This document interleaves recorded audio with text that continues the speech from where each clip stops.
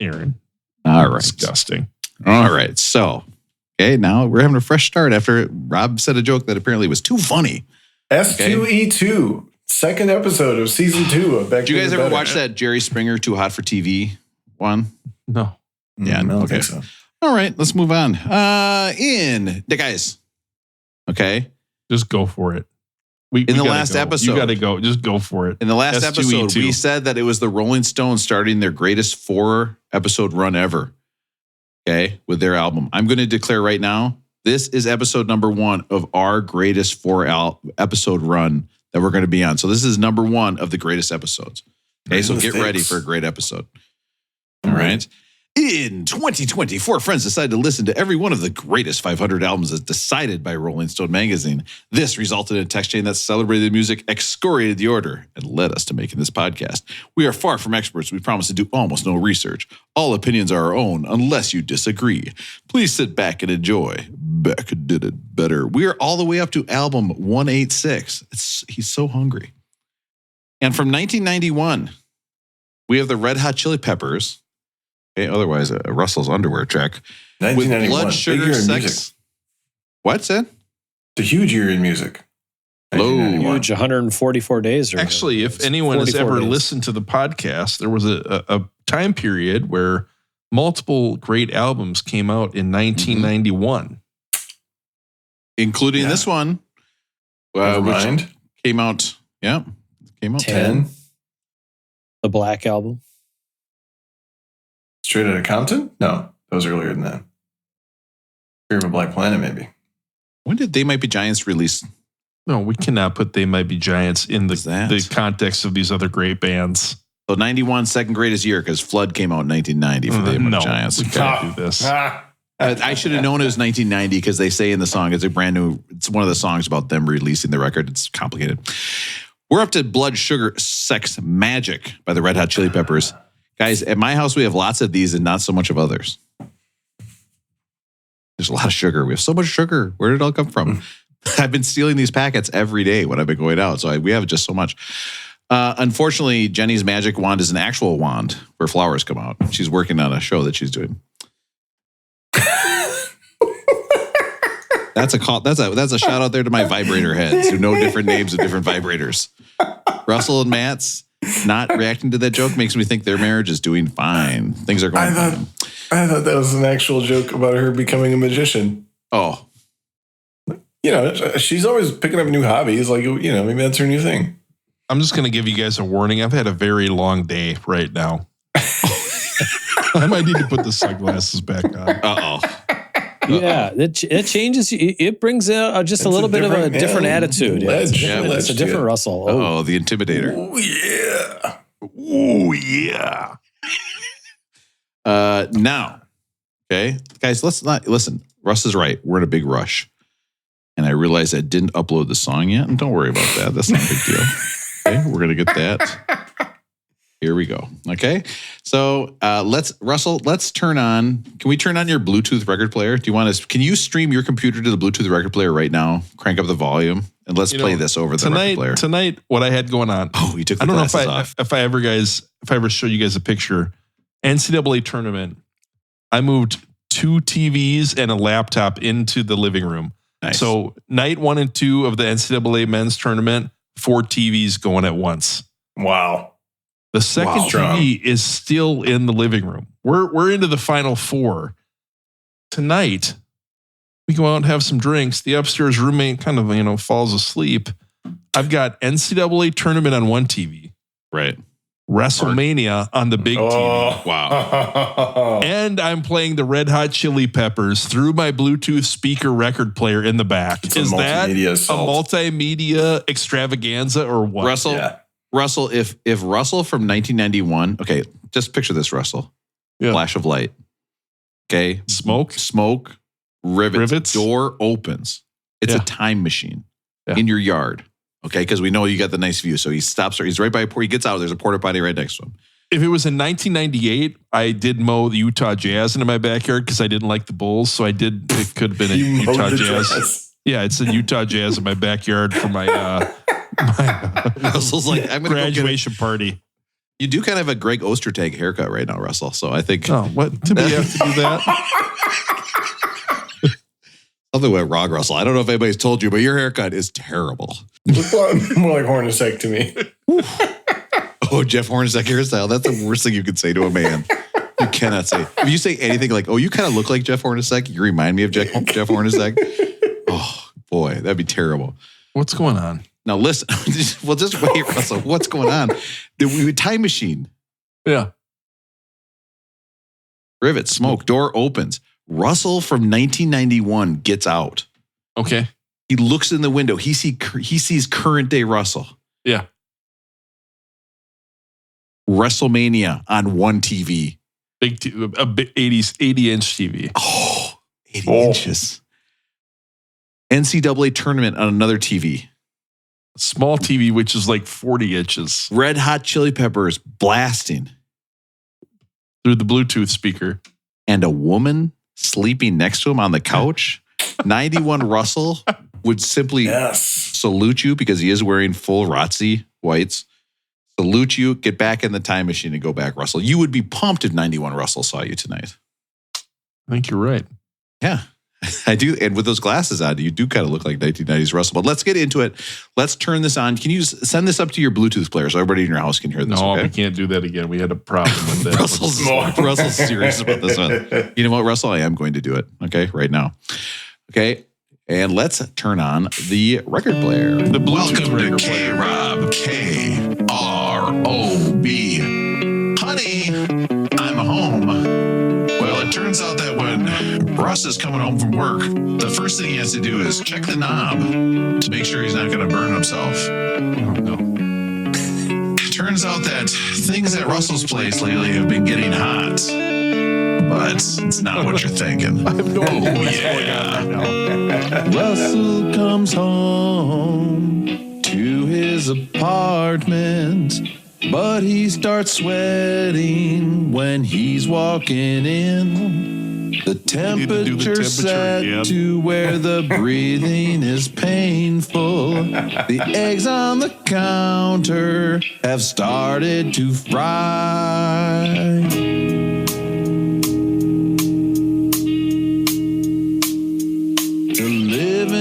Feels like he's at the Grand Canyon. The bedroom makes him think that he's in a fry pan. The thermostat set for somebody skinny. The air is all blurry because it's 105. It is a skinny thermostat setting, Russell. You could make some s'mores in this place we stay. It's so hot in here. Russ feels like a souffle. Russell can't survive. He gets dehydrated, but this might be a trick to get Russell naked. Yeah, yeah. Russell. Yeah, yeah. Is it a chance? Yeah. The temperature is turned up at your place day after day, despite what you've commanded. Because the upstairs roommate wants to see you buck naked sitting on that couch watching two TVs. That's what it's about. She's just trying to get you in your drawers. Pretty sure that's not the reason. You sit around in your underwear, Russell? Actually, I do occasionally. Nice. Occasionally I'll come back. It'll be from work. The upstairs roommate is sitting in her spot. She's got a spot. Do you guys have a spot at your house? Like Matt, do you have a chair or a spot on the couch you're always sitting in or not? Yeah, it's whatever, the kids get the first two slots. But you guys just Sarah take gets whatever's the other one, there. and I'm just whatever's left. Same here. Whatever's left over. I watched a show the other day, Russell, from my bench press. I had to sit on the bench because the couch was full. We had a friend over. Man of the house sitting on a bench press. Unbelievable. Aaron, do you have a spot? I have a chair. Yeah, I have a beautiful Eames chair that Anna gave me for my 40th birthday. And as long as my son is not reading X-Men Red in there, I'm good. Hey, Russell, you should have kids. It's a blast. That's the general vibe that you're getting. An Eames chair. Oh, I see what an Eames chair is. It's a nice chair. This one's $7,000, Aaron. You're got to be kidding me. Fucking look, we got friends in the business. We didn't pay full That's what retail you for wait. it. You have friends in the chair business, Aaron? You play. Wow. Oh my God. God, Aaron. Couldn't afford a few Disney more World, lightning passes. Disney World, Eames chair. Jeez, Aaron. New house, new I should have backyard. known this prompt would have Getting racked. dogs euthanized. $7,400 pre-tax? I honestly I don't know what we paid for it. It was a gift. Oh my, jeez. It's a very nice chair. There's an Eames chair on here that's double the price, but guess what it does? What's that? Jacks you off. All right. Listen, I've got Rob, imagine if someone got you that $7,400. Go back to that picture of that chair. Yeah. It looks like a nice chair. $7,400.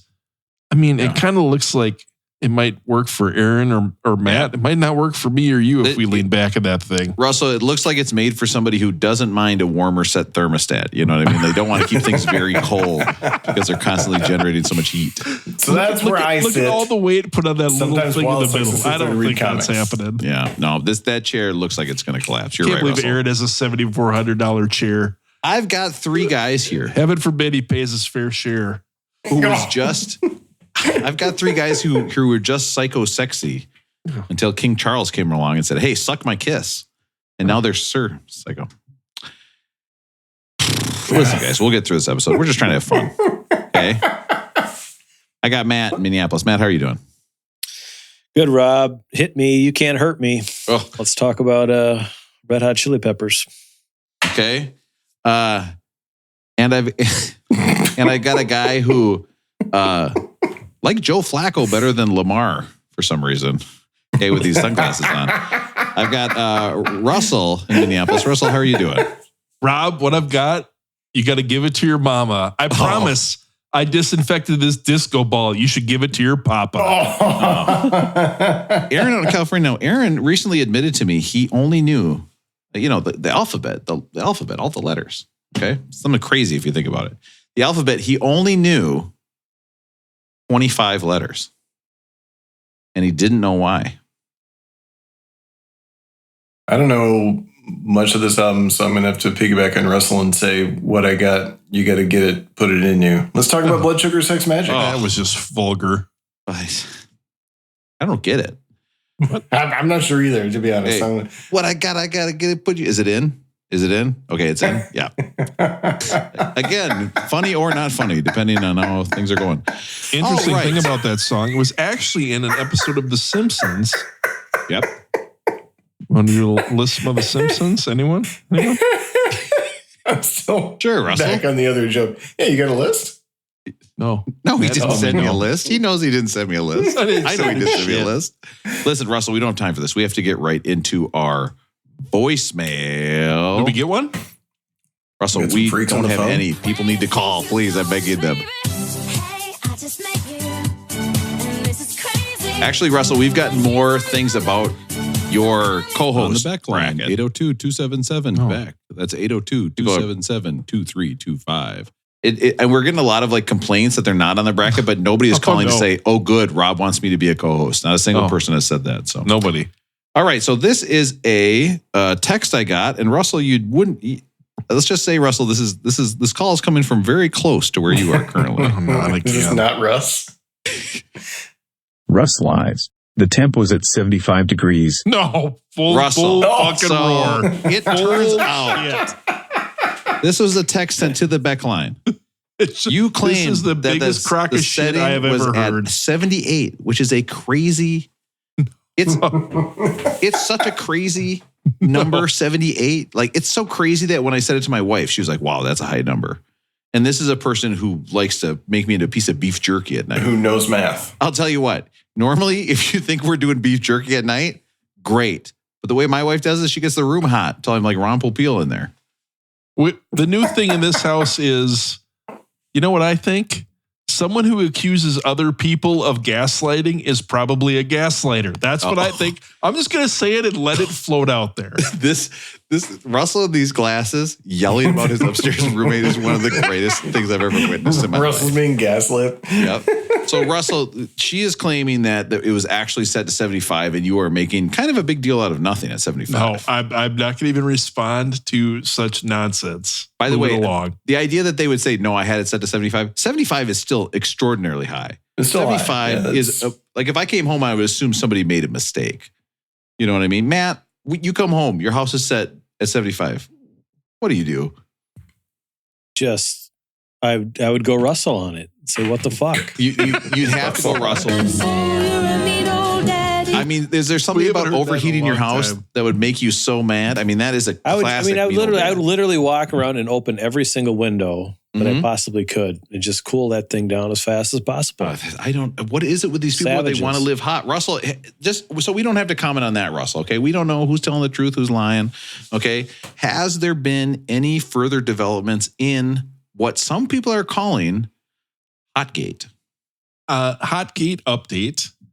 There was a discussion today that the reason this person always wears the same couple hooded sweatshirts is because it's too cold in the house all the time. I've been told the house is too cold all the time. Do you guys ever get that where your spouse, anyone is saying, hey, this house is too cold or not? Yep.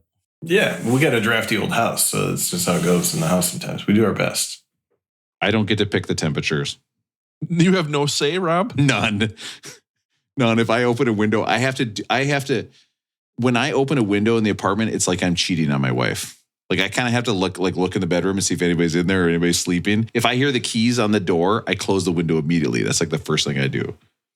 Are we dealing with a situation where you're starting to say like, hey, it's getting to be April now, and I don't remember what's under those big hooded sweatshirts. And she's saying, yo, if you want to see what's under these sweatshirts, Aaron, you can't have some cold in here. I'm just saying, like, Aaron, disgusting me. Russell, is he right? Aaron, have some respect. Now, why did you say, I pray you didn't say, why do you wear the same clothes every day?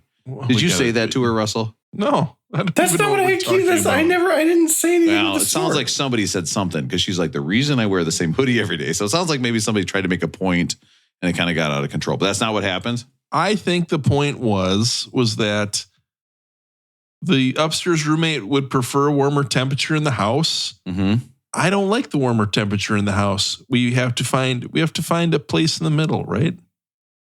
Yeah, or one of you has to find a place in the basement. Like you're a chud. Russell's now a subterranean underground. Oh, it's a cannibalistic humanoid underground dweller, Russell. That's what a chud is, if you've ever seen those movies. Rob, are you an oldest sibling? Yeah, of course. Matt, you're oldest. Aaron, you're old. We're all four of us are oldest siblings. Mm-hmm. Yeah. The best. The best Matt, of the best. Aaron, Rob, are your wives oldest siblings, or are they middle, or are they youngest? Where do they fall in their family? Only child. Only child. Oof. Yeah. Oof. That would be a tough slot to fill. Middle. Going into an only child. Middle, Aaron. Yeah. Aaron's a middle. Russell, it will probably not surprise you that my wife is also an eldest child. I can't imagine doing an oldest child versus oldest child headbutting constantly. Well, we don't think of our marriage as a versus, but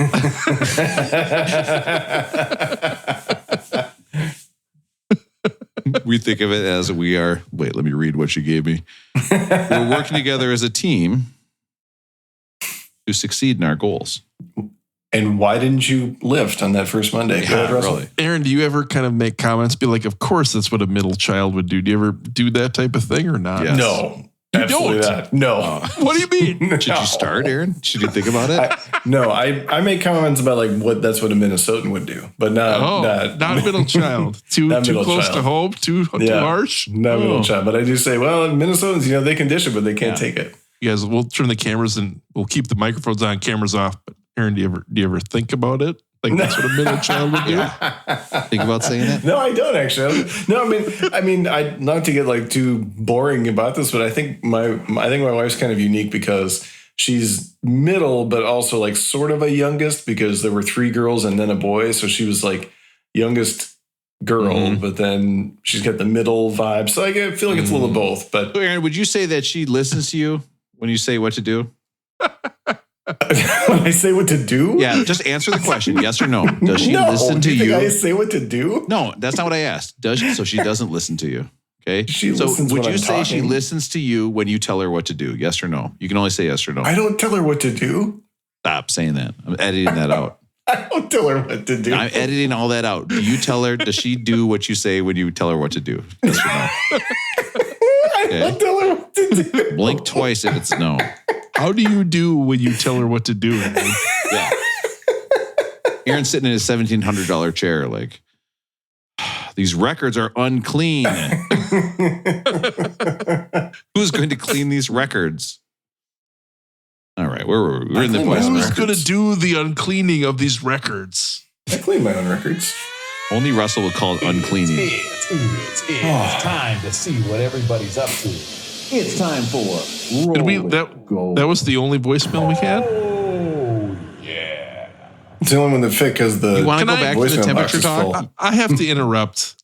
I was told that there was going to be another voicemail. This person must not have called in like they said they were going to. I got to tell you guys something. We talked about the tournament a few weeks ago. Rob was shocked to find out there were 2 complimentary movie guys. I got to tell you guys something. There are 3. Wow. 3 complimentary movie guys. The third complimentary movie guy I was talking to on a text. You will love this.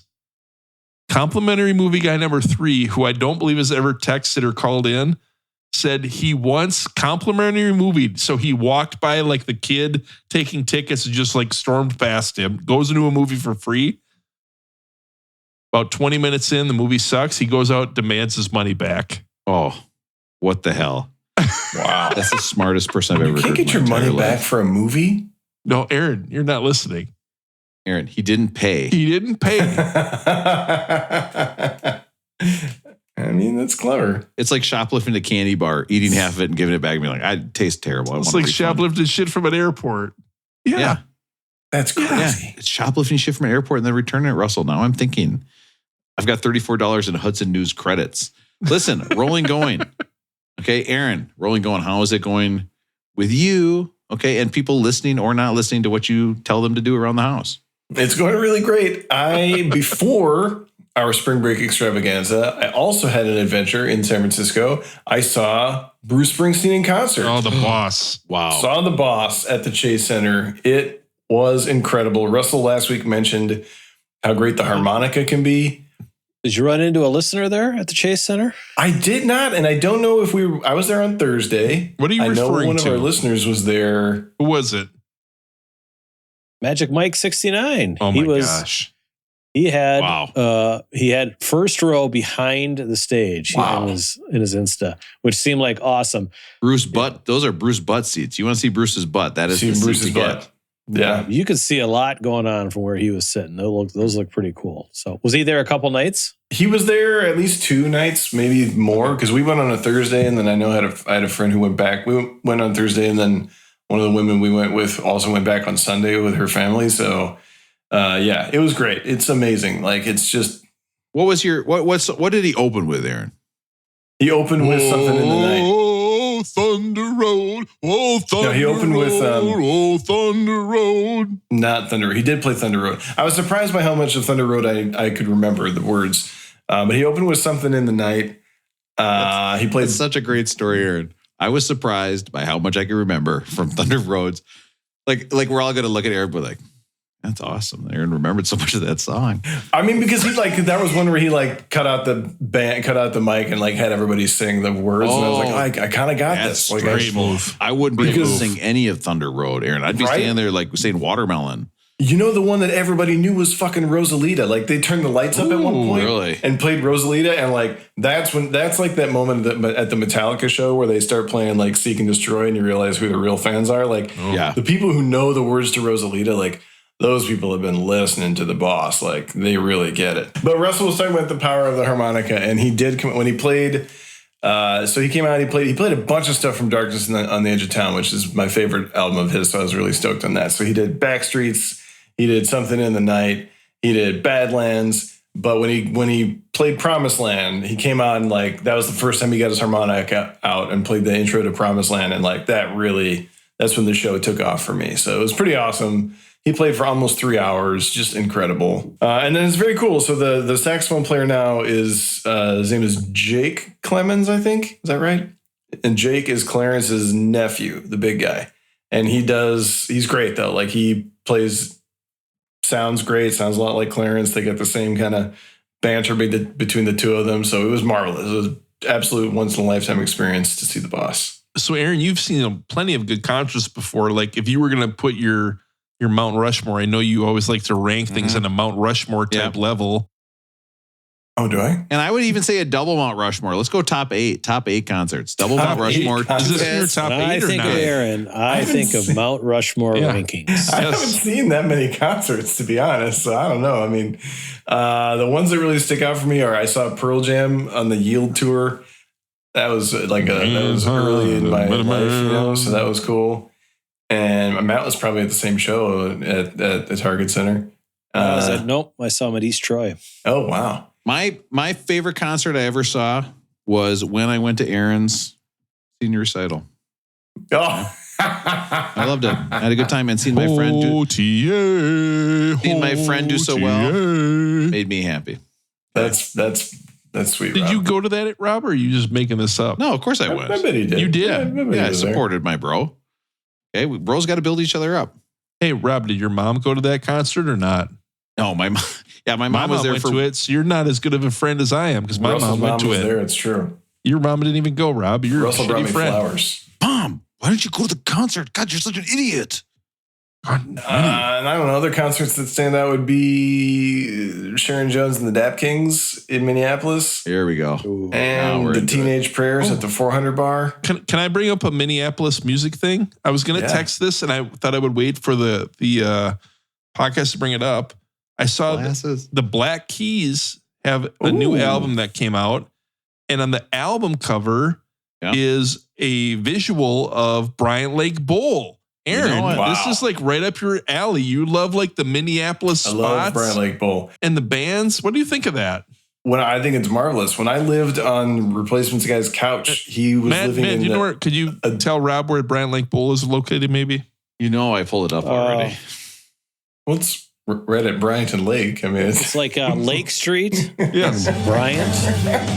And so, it's kind of like they called it Bryant Lake Bowl because it's right at Rob, that's Lake people's Street. favorite part of the podcast. Russell, hearing about Bryant Lake Bowl makes me think about your haircut. West of 35, but east of the lake. So kind of right in between where the lakes and then 35 is. It's across from the Dunn Brothers. Is that still there?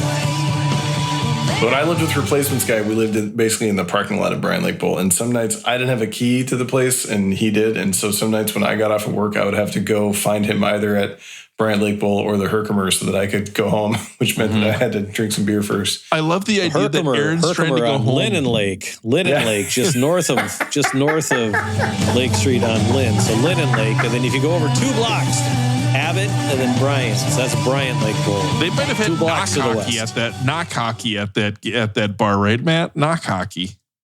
Knock hockey at Herkimer. What is knock hockey, Russell? Knock hockey, you would like take this little chain thing and you'd slam it against the wall. It's kind of like air hockey, but it's no air.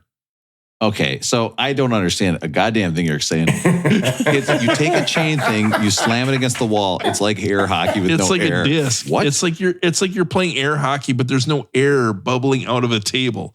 It's like you slam this little metal disc across the side, you bounce it off the side, and it's got to go into the goal. Well, now I get it. I can't believe I ever didn't. It seems so clear in my mind. I'm gonna have to look it up. Knock hockey. Aaron, why don't you talk more about your life? Don't skip it just because I'm a fucking drunk idiot tonight. No. Talk more about what's going on. That's it. That's the most important. That's a whole lot of stuff. How's it rolling going with Matt? I see what you're saying, Russell. Knock hockey, you can see it now what I'm talking about. It's really like just air hockey, but it's like no air. Mm. And it's like the knock without the K and the C. You just don't know which K we're talking about. That's deep. Wow. See, Rob, I wasn't making it up. I had something that happened to me that maybe signifies I'm getting old. You don't have a song of the week? No way. Yeah, I do have a song of the week. Please. Shit. This is my favorite part. Did you buy a Eames chair for $7,400? I can't believe Aaron has an $8,000 chair in his house. God, I can't believe I revealed that. That was such a dumb move. $8,000. $8,000 We didn't pay that much for it, but again, I don't know how much we paid, but You didn't pay $700 for it. It's a great chair. Rob, will you please? I don't think we listened to this one. Tell me if we listened to it, but I've got it in my notes still to play it. Will you play Wholehearted by Extreme, please? By Extreme? Extreme? You guys, it doesn't matter what you type. The right stuff comes up. Like, why would I ever type the right thing? It doesn't make any sense. I heard this on, I forget if it was on The Current or something else. And I'm like, damn, that's a good song. I think I got to add this one to the top 100 list eventually, but... This is Extreme 2, their album Porno Graffiti. Porno Graffiti. What a great name. The more you say it, the more of a great name it is. Porno Graffiti. Porno Graffiti. I went to yoga this morning, and Saturdays I'm quickly learning is the hardest yoga class of the week. Right. Why is that? Right. I don't know, but there's also the most people there, and I always try to be in the front of the class, so I'm not the creepy guy looking at everybody from the back kind of a thing. So I'm up front, which is kind of nice because then you're just, I don't know, you're just looking at a wall and not all the people there. But then everyone's looking at you. And I don't care. Bring it in. Care. Oh. He's not worried about that. Oh, man. Right? Yeah, I'm not worried about that. Let him get a look. But they're so close that when you turn sideways, I mean, like you have to stagger so that you're not you're that close. It's close. Ooh. Yeah. I mean, there's probably 45 people in this little, and so, hard class, really sweating my balls off, right? Mm-hmm. It was a hard class. I come home and, I took a shower, all that good stuff, got ready for the day. And I, had to use the facility. So I come down to your basement. Yep. Where there is a bidet. That's nice. That's where things going. But when I was reaching around, I got instant side cramp. Hardest side cramp I've ever gotten in my life. Never happened to me before. Yep. And so I couldn't tell if I'm getting old or if it was just dehydrated or what the deal was. But you guys ever get any cramps? Only you had a device that would give you so much more water than you could possibly handle. Honey, I think I'm dehydrated. I mean, you still gotta wipe once or twice. I mean, it's not a be all end all. You still gotta. No, out. I'm out. Sharks, I'm out. Yeah. So, have you guys ever had a cramp that bad in a worse spot, like sitting on the shitter? Nah, that's it. That's the. Yeah, directly after making love to my wife, I get an insane hamstring cramp every time. Every time. It's almost every time now. Yeah, it's like I can't sleep. I have to go run that warm water over it. It's the worst. How about this, man? Have you woken up lately with like a bad neck? When that shit happens now, I know it's going to be like 4 days of me not being able to turn my head. Like, it happens to me probably 3 times a year. Terrible. So you're you're legit, Rob. Legit. World-class squatter. Well, no. Squat better than most. I mean, I love Rob. Rob's one of my best friends. Legit. I love him, respect him, and everything. But, like, world record. We always talk about how he's this world champion. He doesn't compete against anyone.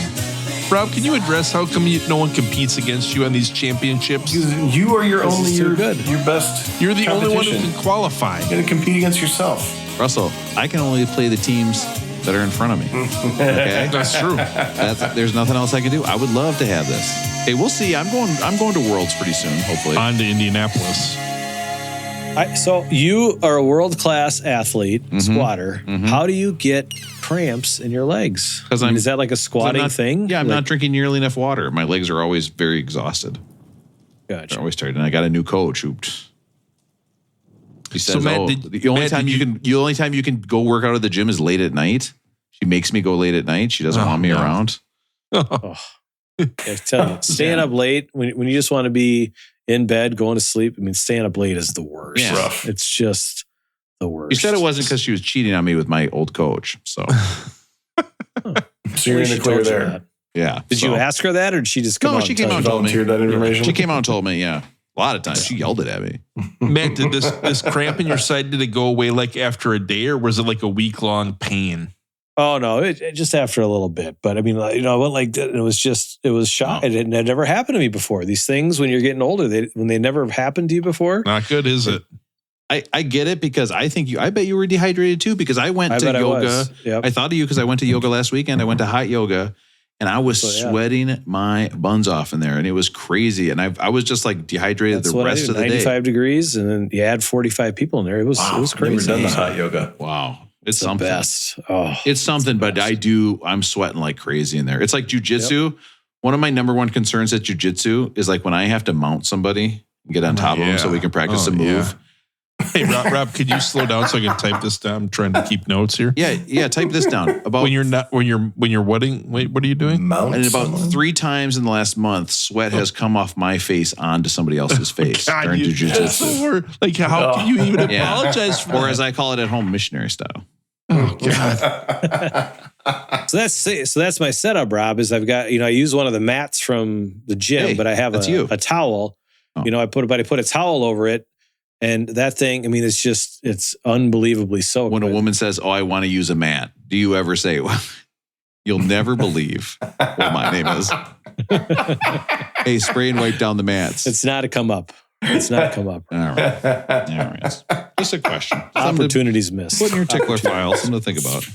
Wipe down the mats. Russell. Okay. Rolling going. How's it going with you? Hey, Russell, you know what I'm changing my names to? Eames lounge chair and ottoman. Aaron, you legit have an $8,000 chair. Sit on me.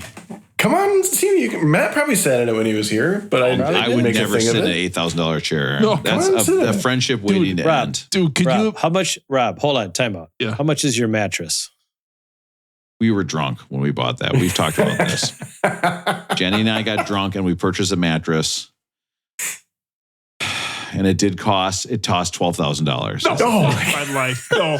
The mattress did cost $12,000. That's so fucking insane. That's insane. And the mattress was delivered. No. The mattress was delivered. No. It was given to us. Once it was delivered, you canceled the credit card? We got on. No. We got on the mattress. And I'm going to give you guys one guess. Do you think Jenny liked the mattress when we bought it, or did she complain about it after we paid $12,000 for a mattress? I can't. $12,000, Russell. Goodbye. If that mattress can't. Now, Russell, do you want to guess? Does this mattress seem to be holding up better than any mattress we've ever had where it's not my side is all low because the mattress is too big and heavy for us to rotate it every month like we're supposed to? Is falling apart? If you have to stay on the far 10% of the mattress. You got to stay so far away. You only get a little slice. What do you think is going to happen if I can only stay on this far end of the mattress, right? Yeah. No, the mattress is falling apart. It's just like every other mattress. Do not buy a $12,000 mattress. You are getting ripped off. I told you guys when we bought that mattress, Jenny, we were drunk and we went into Bloomingdale's and we got on the bed and Jenny said, "Yeah," to the lady selling it to us. She goes, "Yeah, we need to buy a new bed because he fucked me too hard." Oh, she said it as a joke. She said it? She said that as a joke. Oh, no. Okay. Nobody thought it was funny. Nobody was happy about it. I was not happy about it. The worker was not happy about it. Because, I mean, that's what's implied. And when you look at me, you know what I mean? It's like when my wife was pregnant, we went to the appointment and the doctor goes, "Yeah, your baby has short little legs and a huge torso." Rob. And I was like, "Hey, we're all looking for the guy who did this." You know what I mean? Nobody thinks it's implied that you oh God, I can't even. Oh, I'm sorry, Russell. You don't think I can talk about deep dicking the mother of my children? Russell can't even say that. Russell, you are talking about the mother of 2 children, okay, who I actually take to Pound Town. Okay, so bad that we broke the bed, Russell. Hey, this person has given life. She made life. Okay. And I jackhammered her so hard into the pavement of our bed that it broke and we had to get a new one. And she told the workers about it. You didn't break the frame. You broke the actual mattress. No, I think it was the frame. I don't know. Yeah, It was the frame that broke out. But we were like, "Oh, let's get a mattress. You know what? Let's go to brunch. Let's get a couple drinks and go buy a bed. What could possibly go wrong with that decision? Is it going to set us back years? Financial years, it's going to set us back maybe." So the moral of the story is that Aaron's $8,000 chair doesn't seem so bad anymore. Not so bad. No, it's bad. Because at least 2 of us can sleep on a bed, Aaron. I mean, it's a big bed. It's huge. A chair, that's crazy. Yeah. Chair's just me or my son if he's reading X-Men Red. Aaron has invited Matt out to his house. I was out in the Bay Area. Aaron, I never got the invite. I know you probably have not gotten the invite, Rob, but Rob, can you imagine you show up at Aaron's house and you go sit in that $8,000 chair? The whole time he's thinking, that motherfucker. Immediately better fart. not break Huge my fart. fucking $8,000 No chair. way. Never. That is a mortgage payment for like 90% of the country. And Aaron's like, that's just my chair. Oh, That thing's got, you can see if you go right where it hinges a little bit. Yeah. I bet, man, you'd probably exercise those hinges. Oh.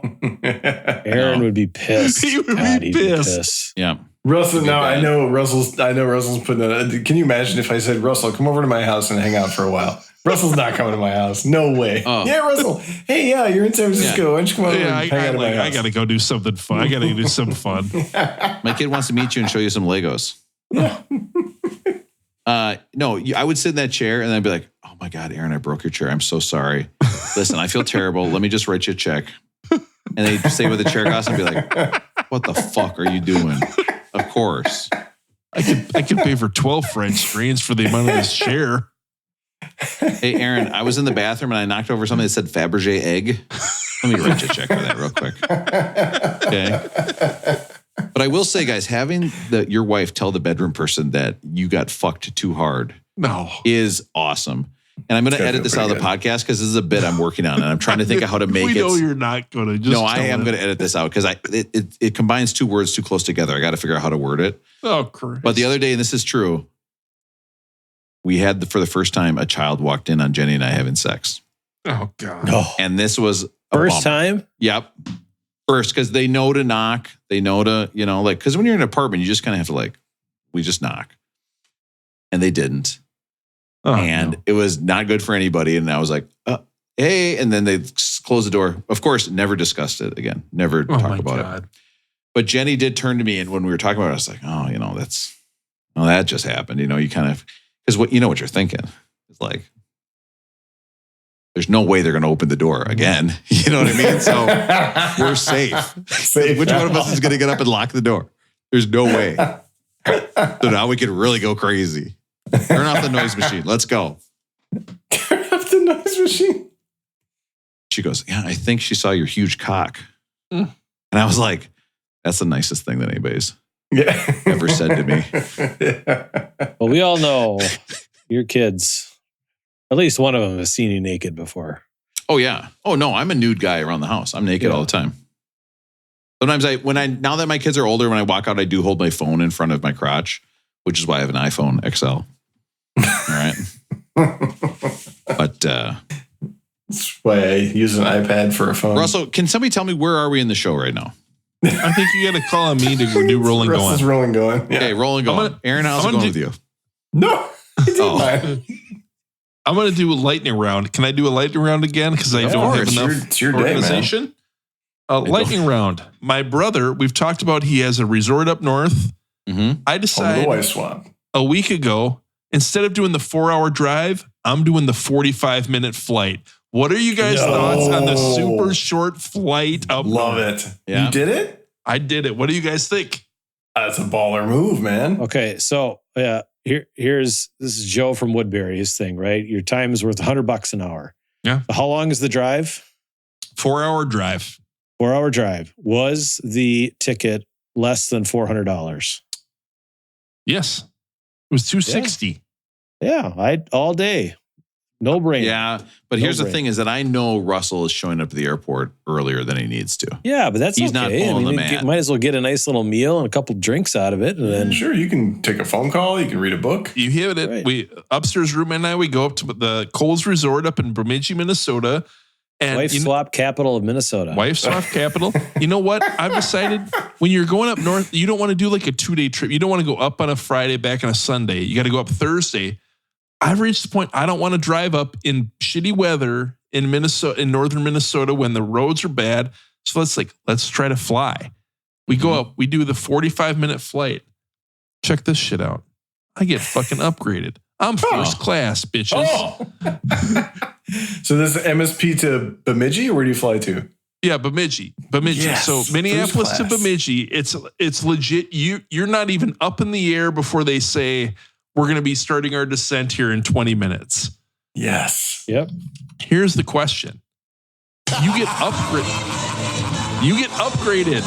to first class. Would you rather sit first class next to someone you don't know or in the back of the plane where you've got your own row to yourself? Ooh, well, how big of a plane is it? Pretty 12 small. Probably fits 12 rows? 100 people on it. Yeah. You got to go first class, Russell. You got to go first class. You take the upgrade. Hey, Rob, I took the upgrade, and the upstairs roommate, she had to sit in the back of that. Oh, no, plane. you took the upgrade without her? Ooh, I didn't quite get What that. are you doing? No. Aaron, if you got an upgrade, would you have let your wife take the upgrade and you would have sat in the back? Yeah. Yes, Oh, we got to turn this. We got to turn this episode Yes. off. Let's cut this you episode. serious? We're done. So, like, she had to walk by you sitting in first class. Did you look at her? Did you make eye contact Here's with the her? funniest thing, Rob. So I'm in first class, and I'm in the very front row. And when you're in the very front row, you don't even have like a pocket to put your stuff in. You only have Right. a wall. Mm-hmm. So she had to take your bag. The upstairs roommate walks by, and I'm just like, I shoo her away from me because I am trying to figure out where am I going to put my free bottle of water? Mm-hmm. Where am I going to put my cocktail? Where am I going to put my phone? I don't have any place to put it when I'm sitting in first class. If you could just keep moving it along to the back of the plane, I would appreciate it, right? Russell, can I ask you this? I happen to know some people like your roommate. Does your roommate, we're not going to, like, let's make this a theoretical thing. Theoretically, do you think if somebody like your roommate got on a plane, would they have A, the correct amount of stuff, B, not enough stuff, okay, or C, way too much stuff? So one thing I've realized is when you're traveling with someone who likes to have way too much stuff, here's the other thing. We're checking bags. I'm a Delta member. Wow. We're checking 2 bags. So we're dropping off bags, Matt. No carry. We're just backpacks. No carry-ons other than backpacks. You're raw dogging it. You're raw dogging it. We're raw dogging it. Yep. So we do have to wait 5-10 minutes when we get to northern Minnesota for our bags to be brought out. Yeah. You can put it. You put as many powders in that bag as you want. It's getting checked. So did you rent a car when she got there? What was your mode of transportation? My brother snowmobile? came and picked us up from the airport. Yes. So on the way back, the whole time I'm thinking, well, there's part of me that would just rather have like the back of the plane in like a seat by myself where I'm not sitting next to it. I get upgraded again. Did I?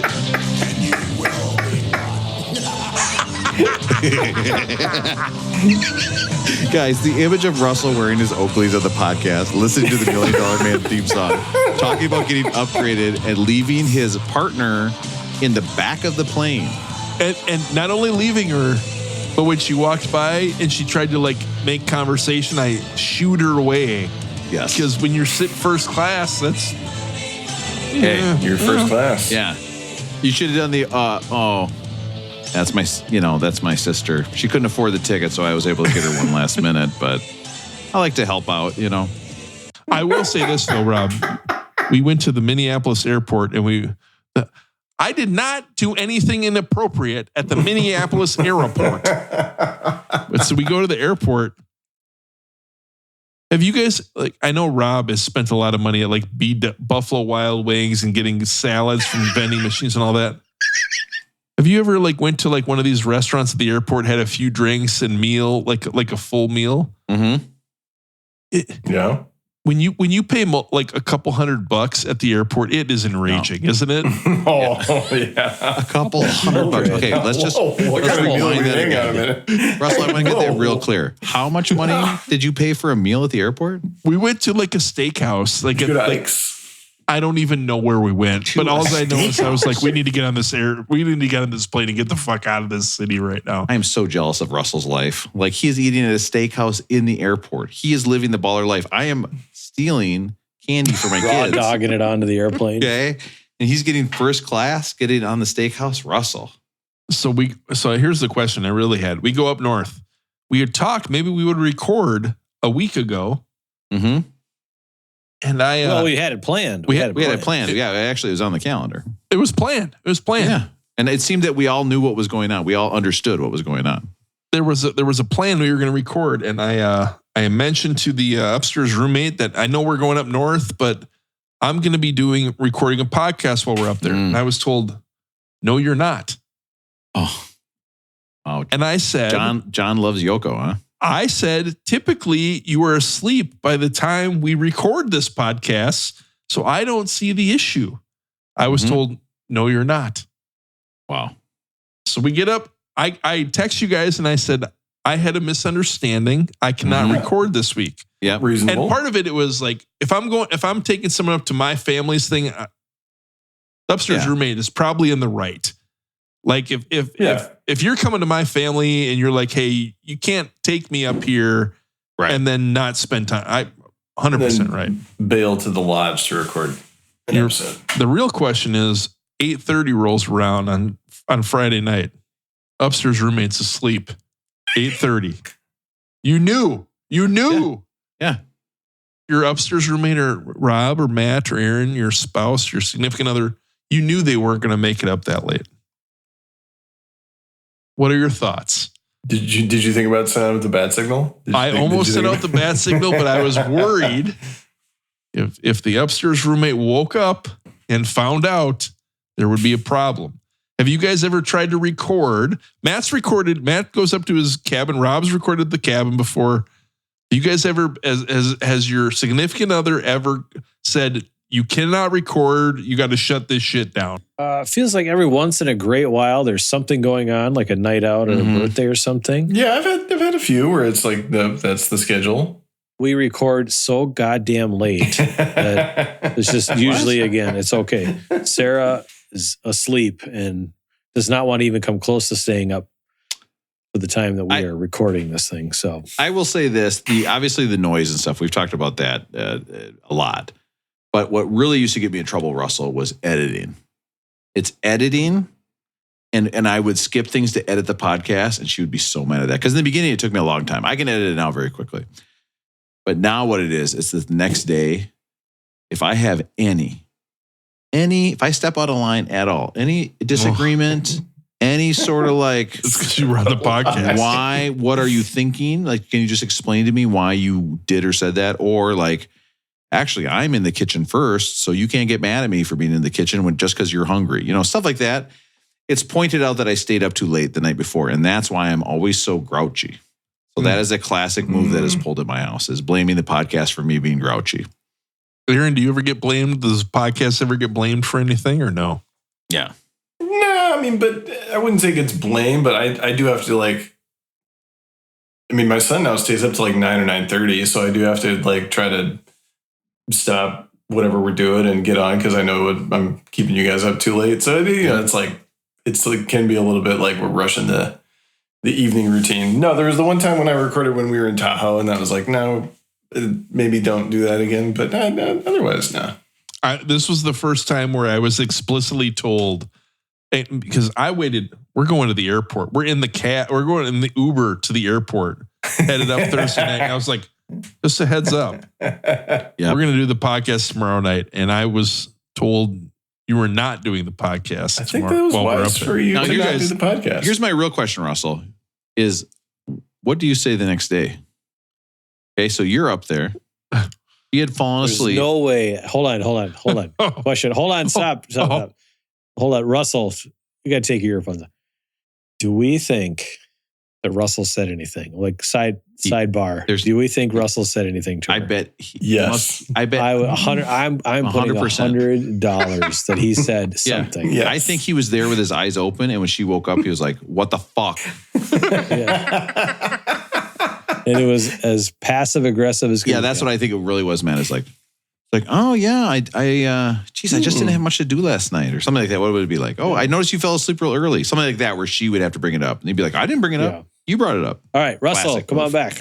I'll just say, for those of you that think I may be a passive aggressive person, you don't know me well at all. I'm just very straightforward. And I'm just like, damn, I could have been fine. We could have recorded last night because you were asleep 2 hours before we were getting. I'm just saying. And how'd that go, Russell? Because I noticed you're kind of trailing off there, not saying how the rest of that conversation went. Well, I'm starting to hear some stomping around upstairs, so we might have to move it along. Rob, how's it going with you? Just Russell, if you know what I say sometimes? I accept your apology. Okay, people love it. They think it's great. Rob, please don't talk to me while I'm sitting up here. Can you just move it along? Rolling, going, how's it going with you? Listen, okay? Rob's watching TikToks while we're doing TikTok.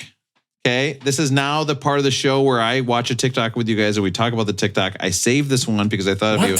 This is a worker at the Mustang Ranch in Nevada. Now, let's look up Nevada. Ranch? Mustang Ranch. Now, of course, this is a sex worker ranch where First you of all, can. Rose. First of all, Aaron, I mean, what do you call it? Nevada? Yeah, Nevada. Like a smart guy. Nevada? Nevada. Hawaii? Nevada, Iowa. Yeah, Nevada.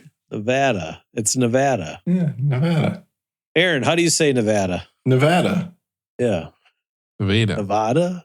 Nevada. St. Olaf. Nevada's the town in Iowa. Nevada. Rob just pulled up a picture of the world famous Mustang Ranch. My first thoughts when I see it is, what, like the guy who's got to go to the ranch, if you will, for sexual favors. Way out in the middle of nowhere. Like, why did they make you walk up a huge staircase beforehand, Rob?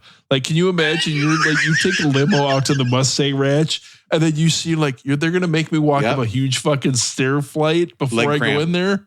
Oh, so it's like a date when you're on an early date and you have to walk upstairs and you have to act like you're not breathing hard. You're like, that place is, I guarantee that place is closer to Rosie's house than it is to Las Vegas. well, I'll tell you what. They Definitely keep saying, Rochester. I would not know. They keep saying like, oh yeah, we're in Las Vegas. We're in. Look at that. That's closer to your house, isn't it, Aaron? That's true. Yeah, it's not that far from Lake Tahoe. This is a 7-hour drive from Las Vegas. This place is like Rosie going down to St. Louis to meet that girl. What was that story again? He did something like that. Anyway, we don't have time. So here's the thing. What? Right? Is that she works at the Mustang Ranch and she is now going to tell us that perks that you get if you go and take, and she is a sex worker, you can pay her and do sexual things with her. But the Mustang Ranch also has other like perks for their members. And Russell, I was thinking maybe we could watch this. You could tell your brother about it.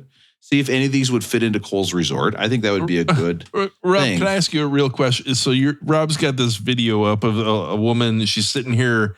Looks like she's wearing a bathrobe. How would you feel about like going to the ranch and they're wearing like a bath, like it's like a grandma bathrobe? Well, now wait a minute. Now, look at that bathrobe. Is it a dirty grandma? Is it a dirty grandma? Excuse me, are you one of those dirty grandmas? No, they never say yes to that. They always say no. Hey, Rob, I think my phone's ringing.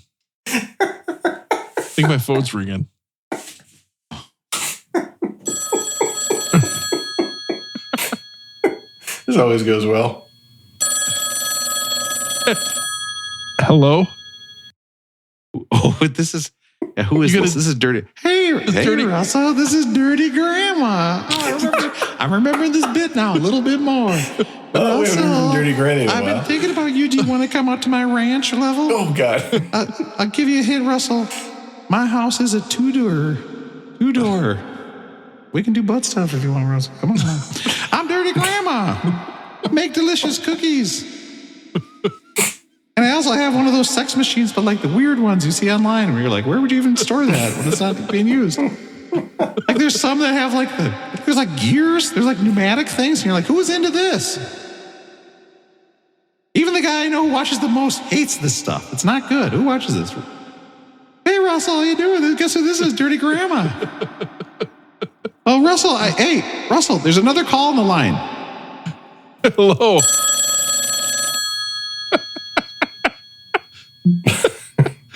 Hello. Hey, baby. Russell, tell me course. again, how are you getting up to Cole's Resort, baby? I'm flying first class, baby. Oh, baby, I highly recommend it. I think that's great, Russell. Nothing could possibly go wrong on one of those. Well, I gotta go. Don't get the vaccine. Bye, Russell. This is me, this dirty grandma. I also gotta go. Dirty gritty. But if you need a shot, come over and see me and we can do butt stuff. Is that the bid? I feel like that wasn't the bid before. But okay, bye, Russell. Russell, can we... Yeah, the butt stuff please. is a new addition to the... That's Dirty Grandma Canon, which is a search term for later. We didn't even get right. to Rob's TikTok. I feel responsible for what just happened. Russell, we're all looking for the guy who doesn't want to watch the sex worker TikTok. A lot of perks to clients. Okay, so these are perks again that you get at the ranch. Okay, Okay, let's hear it. Let me make sure. Okay, well, Russell has his notebook out. I don't know why he's taking. Okay, here we go. Ranch offers a lot of perks to clients that you may not know about. One of them being the bar. If you just walk into our bar and order a drink, you do have to pay for it with card or cash. Now, Russell, let me ask you this. Are you going out to this brothel in the middle of nowhere and just because they make a really good old fashioned, how good of an espresso martini would they have to go? You do have to pay for it. You do have to pay for the drink, Russell. You going now, Russell, would it be fun to go to a brothel where you know you aren't going to purchase any sex, but just sit at the bar where there's a guaranteed beautiful women around? Do they have TVs or no TVs? They only have cartoons on. All right, here we go. But if you book with a lady, it might be on the house. Free drinks. It's like when you go gamble in Vegas. You can go play blackjack and get free drinks all night. Did you notice what she said, though? It's on the house? No, that's not what she said. Do you want me to rewind it? No, what did she say? Listen to this. If you book with a lady, it might be on the house. Your lawyer brain doesn't activate there. It might be on the house. Oh, so there's not even a guarantee that you're paying hundreds of dollars. Could you imagine, Rob? You booked this evening, and then at the end they're like, "Oh yeah, you owe me another $12.50 for that gin and tonic." I put in extra cherries, and that was an extra $1 upcharge. You didn't realize that. That would be such a bummer. You tipping on that drink, Russell? And you know, like the guy who came in the day before, they Just didn't charge him for $12.50 for that. Yeah, that would be. Hey, that was on the house. I'm sure they don't charge like a normal rate. Like it's got to be $22 for a drink, right? Oh, for sure. Or yeah, for sure. It's got to be expensive drinks because you know what I would get there, Russell? What's that? Long Island iced tea. You want as much booze as possible, right? Biggest one. Let's go. We're not messing around. I drove 7 hours to get out here. Here we go. The perks you receive will depend on how much money you spend with your lady. And because it's not legal for me to talk about pricing with you, I would if I could, I promise, but I can't say anything. So we're not a hotel, but we can accommodate you if you book with one of our ladies. Matt, are we planning our next trip to Vegas? Because I have a crazy idea for where to stay. Well, we're obviously going. We usually plan about 6 months out. Man, We're a little early. We could maybe get a free round of drinks. We could, guys. It's not a hotel, but they can give you a room if you book with one of the ladies. This could be a cheap hotel. Might be able to. It might be because now listen to this. We can even accommodate you in your own special suite overnight without your lady. Russell, is that tempting to you? To stay at this place as a hotel, as a gag? It would be a fun gag, right? She kind of mentioned you would have your own room. I don't ever get my own room in Vegas. I always have to stay with one of you guys. I probably take the deal. Russell takes the deal. I mean, I get solid reasoning. I get a free drink in my own room. I'll pay it for it. Dave made me pay for his drink last time. This is terrible. All right. Which is usually not a possibility. We have staff for every one of the ladies' needs, including going out and running errands for us. So sometimes we'll even lend you our personal drivers to take you to and from the hotel or the airport. I get an Uber driver too. Why is it all this sometimes stuff? She said sometimes. Really sometimes. I mean, Aaron, if you go with her and you're like, listen, is it in? You know what I mean? Is it like, it's just not going well. You get out and she's like, yeah, you better call an Uber. It's going to be like that. You know what I mean? Like the driver's right there. And again, we've talked about it before, but that driver coming to pick you up, when you're an Uber driver and you see coming from the world famous Mustang Ranch, you're like, okay, do I really want to take this? I know it's going to be a long drive. Okay, but this is going to be awkward. It's going to be 7 hours. Yeah, it's like when you see your friends coming out of the bungalow next to you. You know everybody's had sex. Everybody knows it. All right, here we go. Rob, could you imagine being at the Mustang Ranch? You're like, Yes. I need to get an Uber to the CVS to pick up some oatmeal cream pies. And they're like, I'm sorry. That previous promise about the Uber driver is we don't really, my Uber driver might not be able to take you there. Okay, well, you can just send dinner up to my room that I have privately here. Wait, what? I don't? My bags are all up front. There's no dinner? Yeah. Excuse me, can you imagine telling a driver, can you go to the CVS and pick me up some of those oatmeal cream pies? I might be able to. Hey, the only one they had was an open box and one was missing, but it was at the store. What are we watching? don't even know what we're Here doing. we go. Next part. have to pay an exorbitant amount of money to take a taxi out here. A gas Oh, can you imagine if you're a taxi cab guy and you take a guy to the Mustang Ranch, how much you'd charge him? You'd be like, pay me $500. The guy'd be like, what? He'd be like, yeah, what are you going to do? Pay me. Otherwise, give me your phone. I'm going to call wife on the phone. Like, you know what I'm going to do. Here we go. and this is Matt and only I had for to wait in clientele. line like an hour just to get a cab to the airport. I can't imagine how long we would have waited for the Mustang Ranch. Meanwhile, Aaron pulls up to the Mustang Ranch, and guess what he's got? Fast pass. He gets in there. He gets in there right away.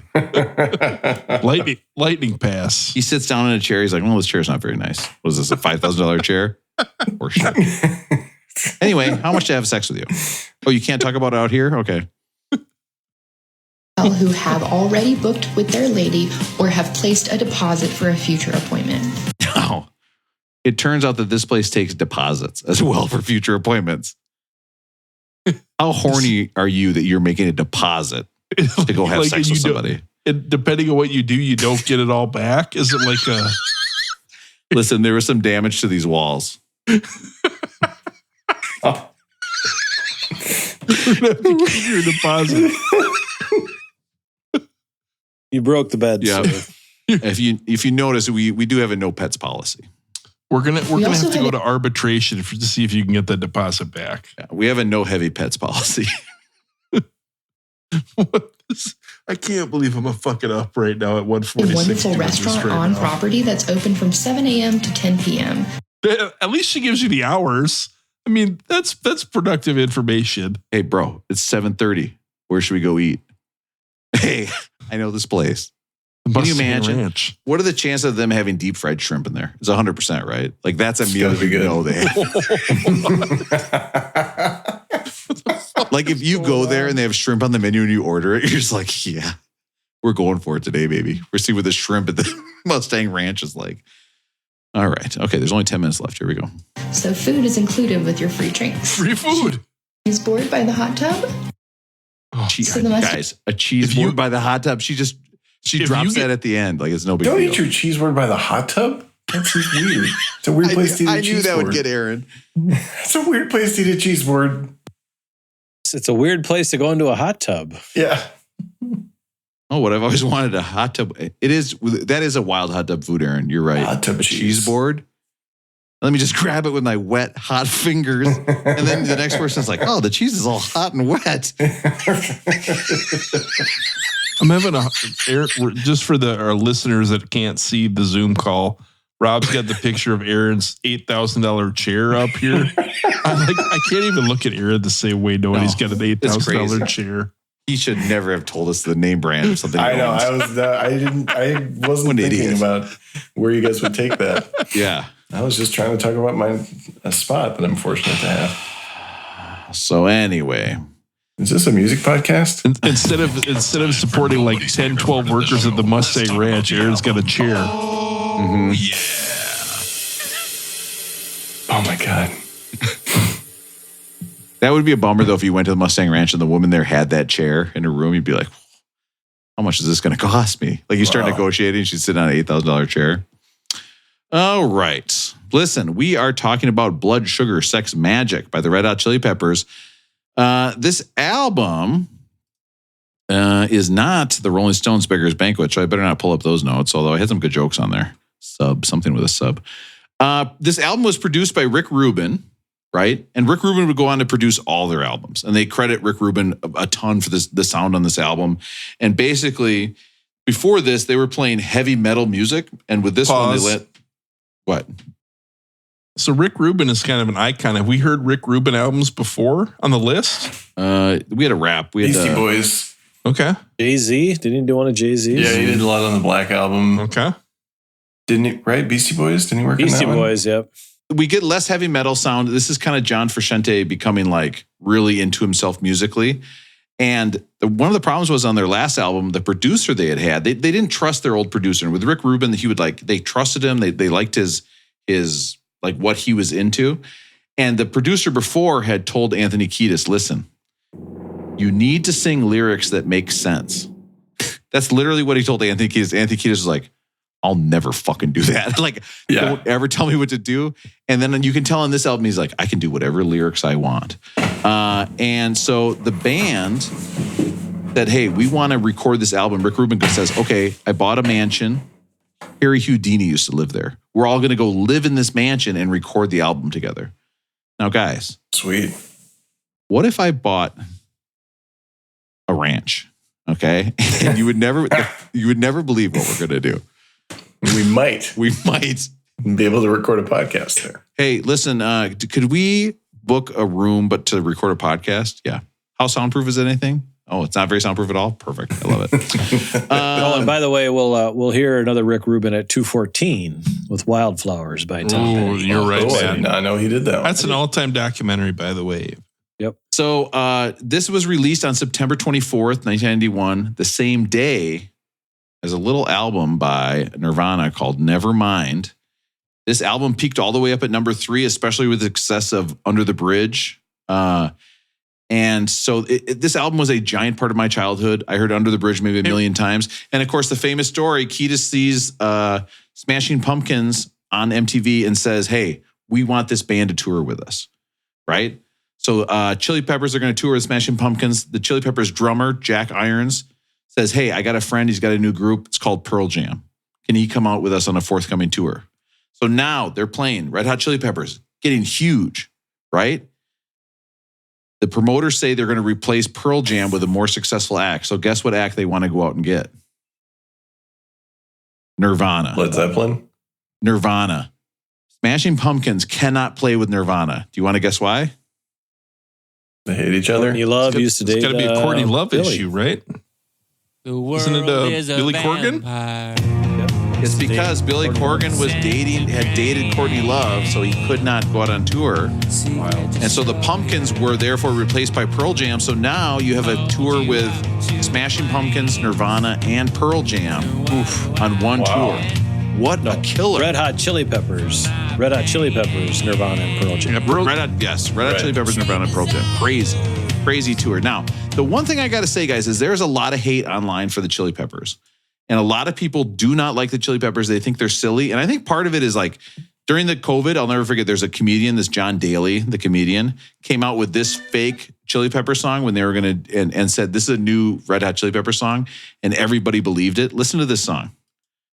I'm playing the band called the Alabama Jammers. I'm standing by Alabama, take a picture with your camera. I hope we don't get tricked by the Alabama scammer.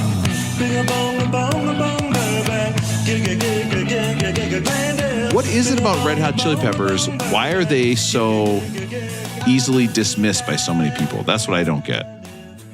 Is it just because they're like insanely musical talented and then the lyrics are no? It's because they had a really cross goofy genres persona too. Yeah, definitely cross genres. You know, so they got kind of that California vibe where you're going to throw a little bit of hip hop in, a little bit of feels like there's kind of there's like a funk aspect to it, right? Right. Oh, for sure. Yeah. You know, there was the heavy metal, and they came from the early 80s, and then by, what is this, their 8th album? 7th album? No. It's earlier than that. Is this? It's their 5th. Jeez, but that's crazy that this is their 5th album. It's their 5th studio album, 1991 5th studio album. Yeah, I think people didn't necessarily take them seriously because they did the stuff like wearing socks on their dicks and like Flea's always like saying crazy stuff and then the nonsense lyrics. But I mean, they can play and they definitely like take a lot from funk. This is the band to me that carries on the funkadelic legacy. I was gonna. That's what I was gonna text you, Aaron. Like I heard the funkadelic coming through loud and clear as any album we've ever heard on this. Right? Totally. Listen to this intro. I would say this is an all-time album intro. Move over there, because I'm a double liver upside down. Wait, sorry. Roller Coaster of Love. Is that what you're just doing? Yeah, that's the Chili Peppers, isn't it? The Beavis and Butthead? Covering the Ohio Players. Yeah. I mean, the band is so talented. If you guys ever want to read a good book, Flea's autobiography, Acid for the Children, is a good one. He's got a really interesting life. Do you know what he started as? A trumpet player. His dad was a jazz musician. Really? Yeah. Next up, if you have to ask, I put it toward the end because you could hear the guitar here, Frusciante. I think that's a big thing too. Is If you have the Chili Peppers with Frusciante, it's good. When they get away from that, you get some albums like, what's that one that had Aeroplane on it and P? Red Hot Minute? Oh, thanks. Yeah, this sounds like funk. This sounds like, actually, this reminded me of like late career Prince funk albums, like 3121 and Musicology. That's a great call. Listen to this. Does this sound like Led Zeppelin to you? Oh, yeah. Big Breaking time. the Girl. This is one of their few songs in 6/8 time. You know, I'm a real time signature head. And he said that his drumming, Chad Smith said his drumming was inspired by Mitch Mitchell, Jimi Hendrix. Oh, there we go. If you were on TikTok, Chad Smith is all over TikTok, drummer TikTok. Where they play him songs that he's never heard and he has to drum along. I mean, the best Chili Peppers thing on social media or YouTube or any of that is, have you guys seen the Chad Smith versus Will Ferrell, the drum off on like the Tonight Show? Oh yeah, no. I have seen that. Where they're dressed because they look exactly like. They look exactly alike. Yeah, they do look like. And so they come out and they're each playing back and forth, and they go back and forth left and right, and then all of a sudden the final song, Will Ferrell busts out the cowbell. Yeah. And he starts playing the Don't Fear the Reaper. All the Chili Peppers come out and they start playing Don't Fear the Reaper on the Tonight Show.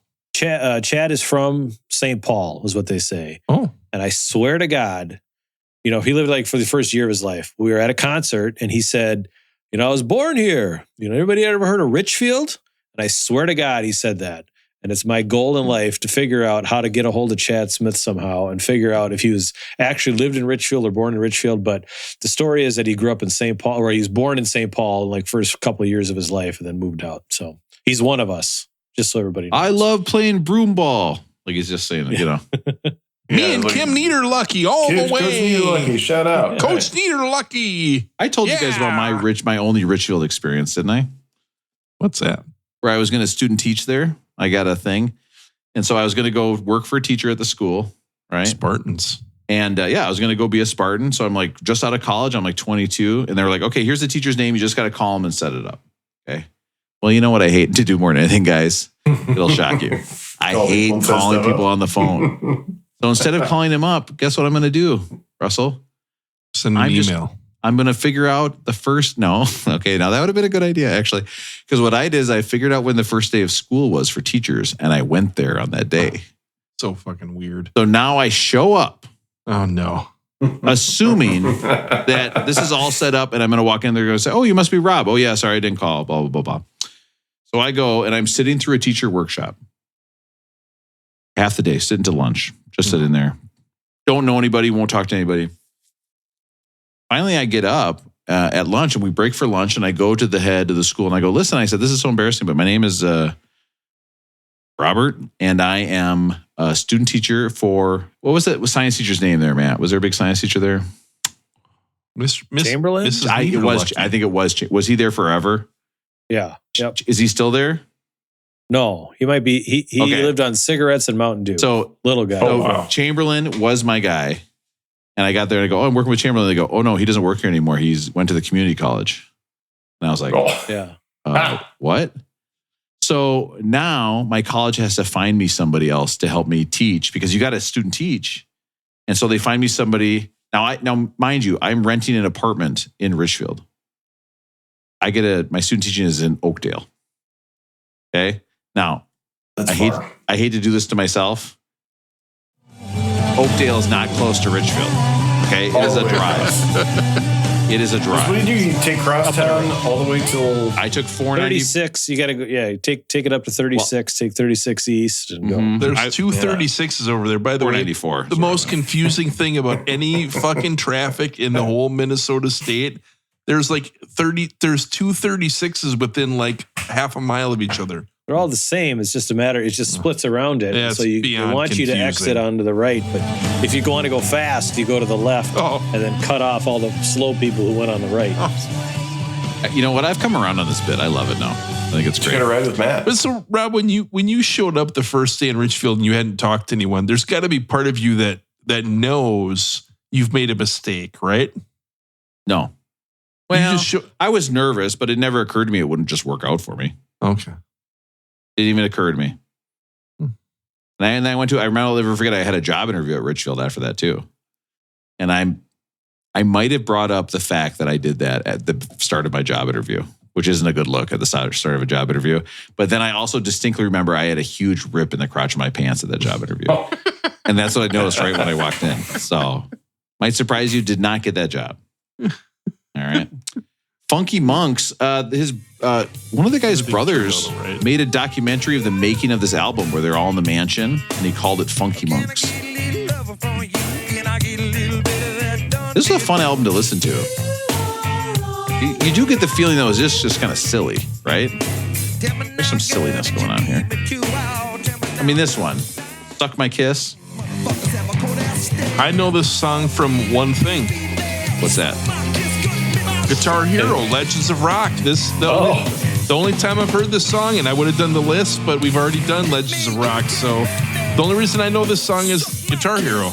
I heard it in NBA 2K15. I was playing. There you go. We were visiting friends Sunday night, I think. And he finally, like, we'd been there the whole weekend. He was like, I might play some video games. I was like, I'll play some video games. And then he knew this whole song. Like, he knew all the words. Like, I've never met anybody who knew the words to Suck My Kiss. I bet I knew 50% of it. I used to have this album. This was one of my favorite albums growing up. You owned it. Listen to it front to back all the time. Is it a double CD, Matt, or what is it? Because it's 70 minutes. I don't remember being a double CD. I also remember listening to like the 5 or 6 or 7 songs that I really like. Because I mean, there's a lot of songs on this, right? And just and skipping through a lot, similar songs. I Could Have Lied. Now, this is a song, Russell, about how Anthony Kiedis got dumped by Sinead O'Connor by his answering machine. You know, and then he wrote this song and dropped it off for her in the mail, and she never said anything. This is where dudes get weird. And like, I read about that too, Rob, and she said they never even dated. She said like she barely even knew the dude. We never even dated. Can't do an Irish accent. That's a little strange. And if you listen, like, he's got songs about like 4 or 5 different women. How was he dating this many women, like in a short enough time frame to do songs on all of them? I don't even know anybody who's dated 2 women in one day. I don't know a single person who's done that. I thought you did. You had 2 women bring you a burrito on the football field. I think someone else on this call might have dated 2. We don't even know 2's the max, to be honest. Might be more than 2. And if you Rosie, I don't know if you've ever gone deep dive on Sinead O'Connor, but she's come up on a lot of like Amazon playlists, and then even on The Current a lot lately. She has got some bangers. Yeah. Like if you're just bored one day, just go to like the best of Sinead O'Connor. Pretty darn good. Mellowship Slinky in B major. Can I ask a question about the Chili Peppers? I did a search for Flea, and I was like, where does he rank like in the all-time bass players? Rolling Stone had him, I think, 18th or 17th. Yeah. Have we heard many albums like this where the bass is so prominent and forward, and like you hear it in almost all these songs, right? Yeah, it's a huge part of it. But we haven't heard a ton of bands up to this point where it's been so in your face or so prominent. Have we? No, because we haven't really heard funk music. Yeah. Or, I mean, the rock music we've heard hasn't been so bass forward, right? This is this is a fun album. It's very different than most of what we've heard, I feel like. Yeah.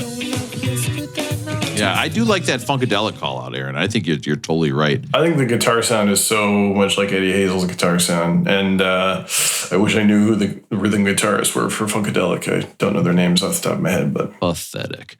Righteous and the Wicked. Pathetic. Do you like that, Russell, when I burn on Aaron?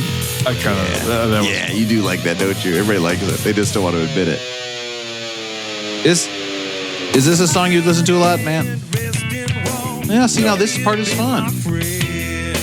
Yeah. It's a good groove. You know what, though? I liked a lot of this album.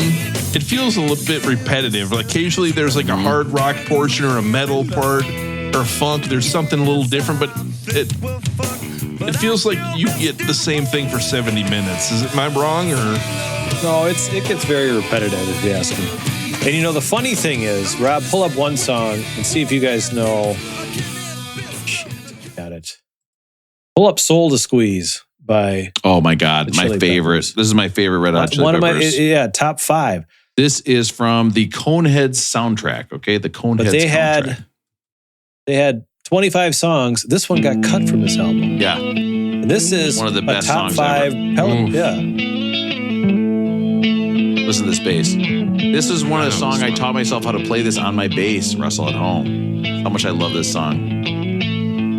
Russell, I think a little bit of the bass, it's a slap bass, right? And I don't know too much about it, but he's playing the slap bass more than he's plucking a bass. And so really like Primus, I think, is maybe the only other band that really talked about And then that. does Bootsy Collins, is he a slap basser?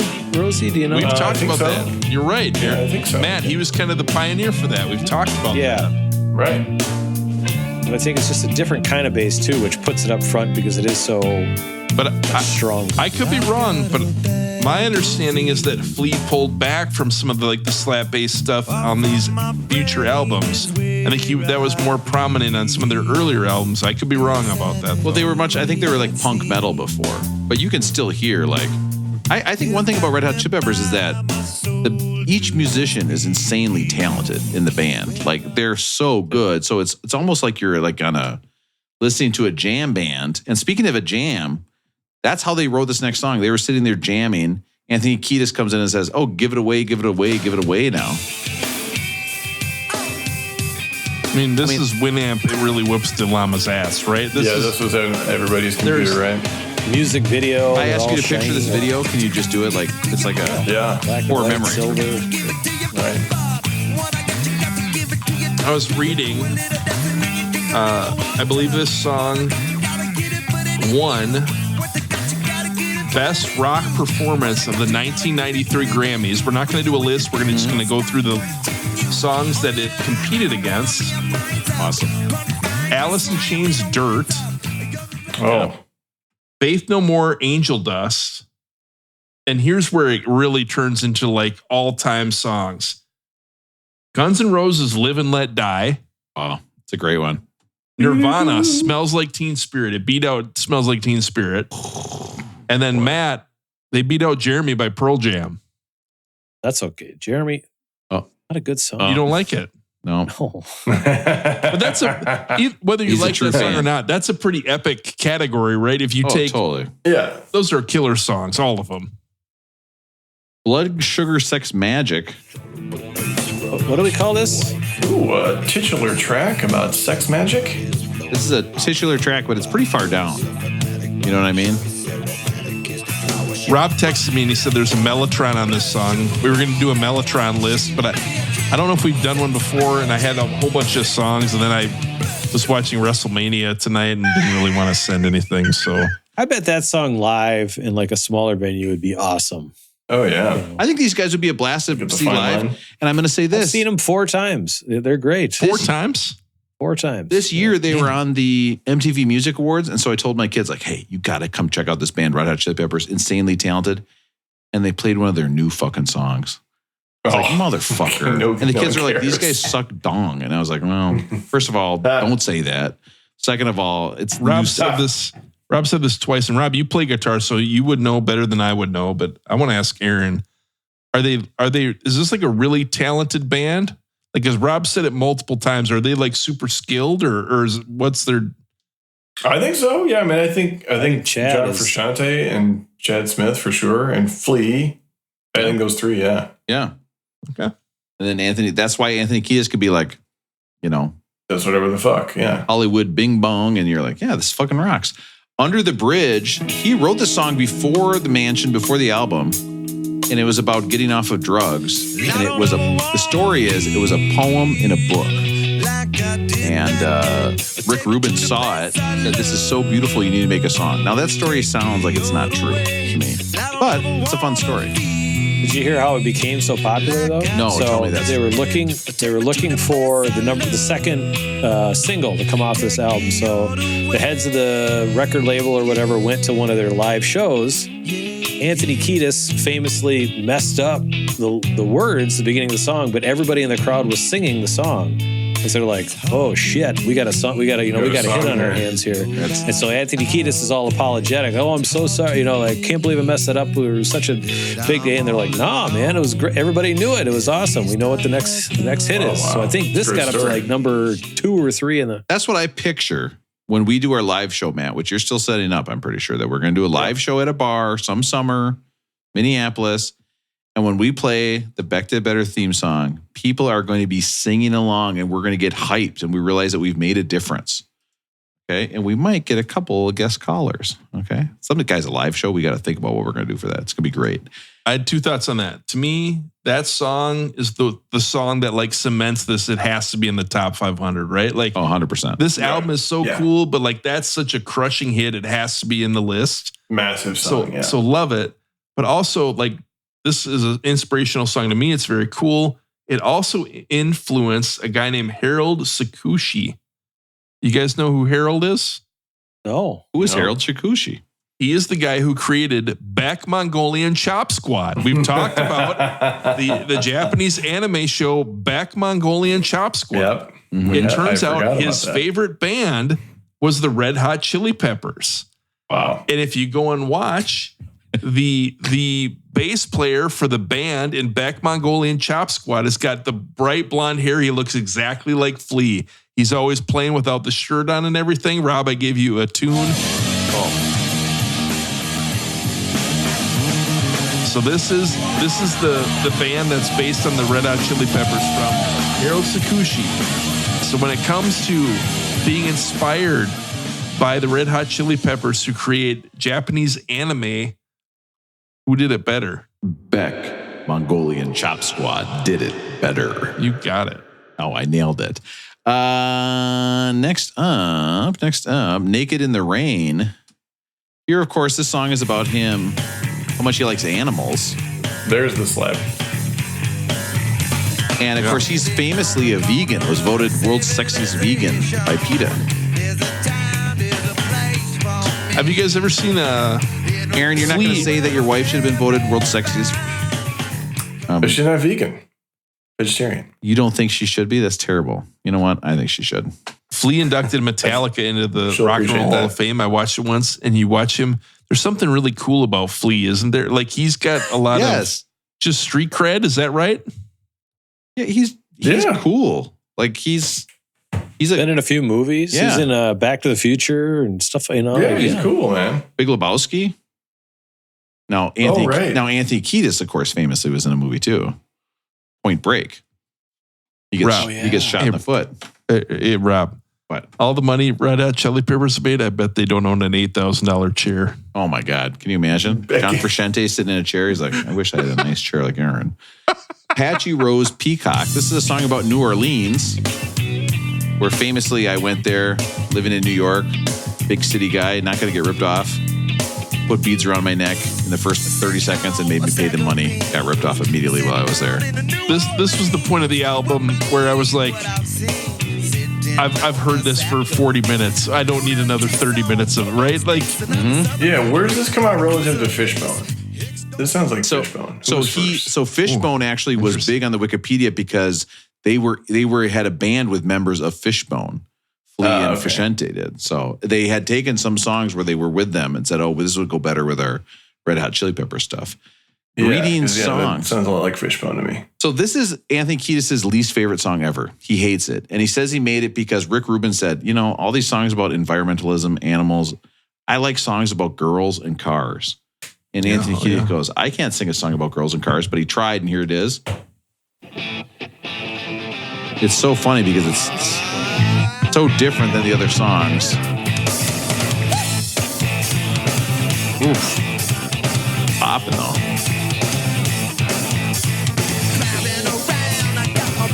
Yeah, they wouldn't have been on the 500 list for this song, though. Starts with the driving around. Terrible lyrics. He's like, make a song about a car. Oh, driving around, obviously. I see my friend Aaron. So Soul to Squeeze got knocked off this album, and that one... Unbelievable. Yeah, that's weird, right? That feels like a miss by Rick Rubin. Here's a song that Kiedis made for an ex-bandmate, Hillel Slovak, who had passed away from drug overdose. Here's a little... Mellotron on that. Yeah, I like his singing voice though. Just that if you really get into the lyrics, you're going in deep. I love this song. This is about an alter ego character who only talks about sex stuff. Sir Psycho Sexy. Now, guys. This is a George Clinton idea if there ever was one. Totally. Do you think I'm a Sir Psycho Sexy type character where I'm not like this in real life, but this is a character I play on the podcast? No. If you jump to the very end, Rob, I was hoping Aaron could explain to our listeners. They have a coda on this song, which is like a change in the song. It's like an ending to the song. Aaron, can you explain to me what a coda is? You said it. It's like an epilogue, just like a little extra piece at the end. It's a different vibe. Just did something at the end. The Chili Peppers kind of said this was like their ode to the Beatles because the Beatles had codas on a lot of their songs, right? Where you'd have Dave in the Life or even like Hey Jude. Like the song ends for like 4 minutes, right? Like they go into that ending. And I was reading all about codas to songs. It's pretty cool. I never realized like Chili Peppers would be influenced by the Beatles or anything like that. That's like in the old days, Russell, when they would send messages, they would have extra parts at the end. Like where it'd say, hey, I'm good out here on the West, stop. And you know what they'd call the end of those messages? The Stallion Ranch? They would call them Morse coda. Oh. Morse coda. I'm good out here in the West. If you like that one, hit me with a ... dash. Hit that all right. like and subscribe button. The last song, They're Red Hot, is a cover of a Robert Johnson song. Listen to this Robert Johnson song. Hot tamales in the red hot. Oh, good. Hot tamales in the red hot. Yes, you got for sale. Hot tamales in the red hot. And then they sped it up and covered it as a kind of a fun little silly song at the end. Now, this was the first dance at my wedding. It's fun. It shows they've done their homework, right? It shows they know music. Yeah. You can do what you want at the end of this album. It's a silly album. Listen, that is it. We are done talking. We've talked about the blood. We talked about the sugar. We talked about the sex. Okay. Guys, watch me pull something. Watch me. And now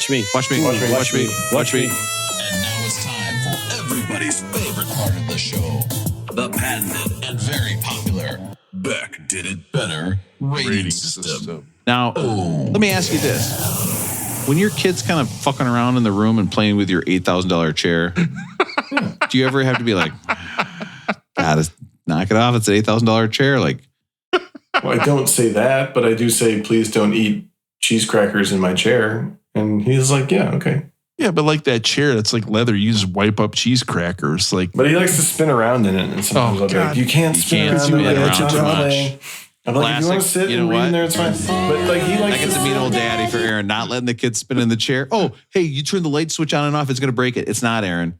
It's like setting the light in the back of the car. If that's on, it's illegal. It's funny thing. No, it's not. But that is a dad line. Hey, turn the light on back there. It's illegal to have that on. Okay? The funny thing about that chair is like it doesn't look super fancy. It looks like something your grandma would have at her house. Like that's you're like, point. That's the whole point behind Mid-Century Modern. We're gonna have to do a whole different episode with Aaron's wife at gmail.com to talk about Mid-Century Modern. Let's do a furniture. third one. Let's go. Yeah, let me go wake her up. Let's see how that vibe is. Mid-Century Modern. But I always know, like, no, be quiet. That reminds Russell of the Timberwolves dancer. What? Oh no! Why do we have to bring that up Modern. Again? Mid-century. It was like probably. I always know what's going on in the century. other room. If it's really quiet, like it's like after dinner and it's like super quiet, and then I know that Wallace is in my chair reading an adult comic book that we've asked him not to read, and he'll be like, "I like the violence in here." He'd be like, "All right, I guess I gotta hide that one too." I like the violence. Yeah, he does that just to get a rise out of me. Of course. And then Aaron sees his neighbor see Aaron outside, and Aaron's like, got to burn another book. And he's throwing another book on the big bonfire out there. Yep, there goes Iron Fist. I got to burn so many of these. Now, listen, we're not talking about the chairs anymore. Batman Year One gone. That's not too violent. That's a great one. Now, is this at 186? Rolling well toned. It is perfect at 186. Okay, if this is at 185, I throw up. If this is at 187, I'd rage. Okay, I'd go right to the Capitol again. Is this perfect at 186? If so, this is a rolling well toned. Speaking of guys who look like they'd storm the Capitol, just look at our Zoom screens right now. Which one of us is most likely to go to the Capitol in January? If you guys knew how much my desk chair costs, you would vote me for sure. You'd rise up. Okay, desk chairs for the masses. So, is this rolling well toned, a rolling boned, okay?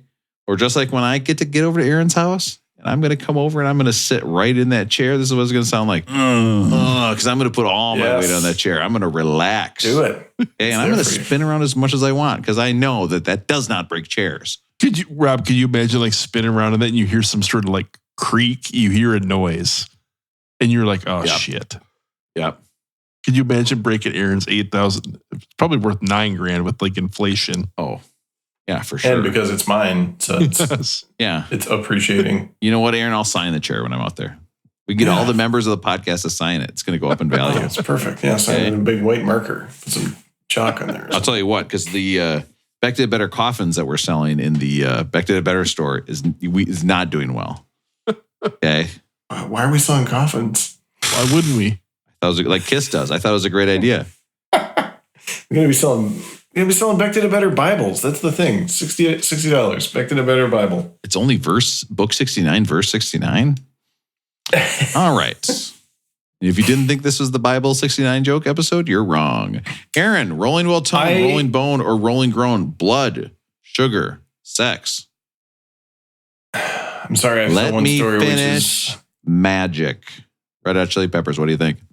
I have to tell one story, which is that Rob is wearing off on me. We were playing video games with friends last Friday night before we left for Southern California, and your life. His dad got his PS4 out for the kids to play Sonic Racing, but he doesn't play that often, so the PS4 was loading a bunch of updates. And at one point, one of the kids ran out and said, "Brennan, the PS4 updates are at 69%." And of course, I had to say nice. And all other dads were like, "Dude, what is wrong with you?" And I was like, "Oh no, it's the company I keep." Aaron turns to the other dads and goes, "Yeah, but what if Valentine's Day we did guys on top?" Can I interest you guys in a coffin? I think this is rolling well toned. I love the sound of this album. I love that it's taking what it just sounds to me like what George Clinton would have wanted, Funkadelic to keep doing, although they were also playing at the time. I like the Fishbone connection. I don't think it's a perfect album. It's probably a little bit too long, but I think it belongs here. Rolling well toned. Matt, what do you think? Rolling well toned, rolling bone, rolling groan, Blood Sugar Sex Magik, RHCP.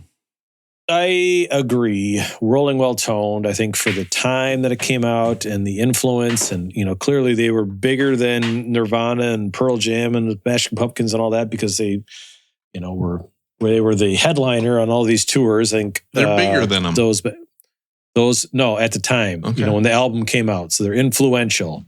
I think those groups clearly passed them at some point. Sure. Whether that be a year, 2, 5 years down the road, different things happen. But at the time when this album came out, it was hugely influential. So I'm going to say it's rolling well toned. Part of the problem is that when this album came out, they were touring. Frusciante couldn't handle it, and he quit the band. Yeah. And so now they're making records for 8 years without like one of their best members. I think that was a huge blow to this band because you're like, oh, I love this band. Next couple albums come out, you're like, and he's now back for the third time. Right. And then Californication comes out and you're like, this is so good again. It's a great one. Russell, rolling well toned, rolling boned, rolling groan. Dude, you've got an album with Under the Bridge and Give It Away. Those are 2 all-time songs. Yep.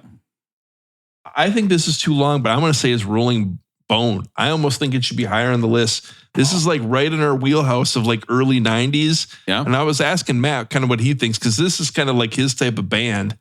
And it's like you've got the Pumpkins, you've got Pearl Jam, you've got all. This is kind of one of the first bands we've heard in like this genre, right, Matt? I don't know what else we've heard.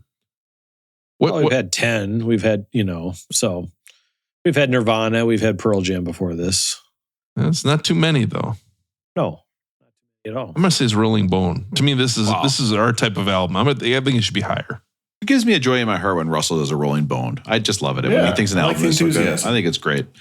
He's not dead inside like the rest of us. He's still sitting first class, doing whatever he wants. TV's watching whatever he wants. Multiple Hey, TVs. Could you please not talk to me though while you're walking by me? I'm sitting in first class trying to figure out where my stuff's going. So please move it to the back. You keep saying that. I don't understand what you mean. Figuring out where your stuff's going. That doesn't take that much time to figure it out. I was told that I shooed someone away from me while they tried to walk by. They tried to say hello to me, and I shooed them away.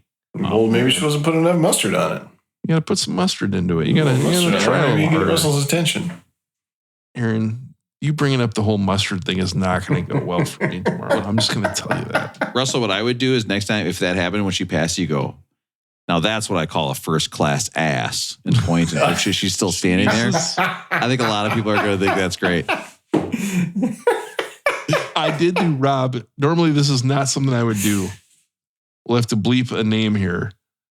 But when this person's walking by on the flight home, everyone's sitting in their seats. She's like one of the last people on the flight. And I go, hello, really, really loud and annoying.